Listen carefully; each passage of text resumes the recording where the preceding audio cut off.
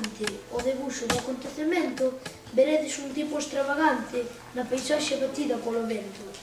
Ese tipo triste é o profesor de Ambrosis. Non hai nada que rimen hoxes. Veña, veña, non es feiticeiro, non es quen de converter pedras en chourizos, malas ervas en pedras preciosas e porcos en rosas.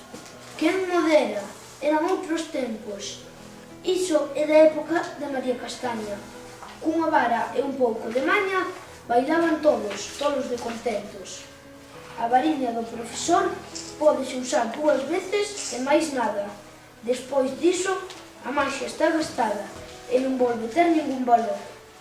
De nada serve o sangue do dragón, pico de corvo ou corno de castrón.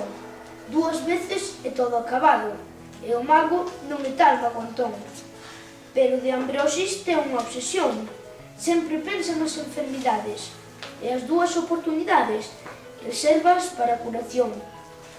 Podería ser rico, facer montóns de negocios, comer nun día 10 veces ou 100, pero a Eliso tanto lle ten. E agora que xa o temos presentado, volvamos ao relato comezado.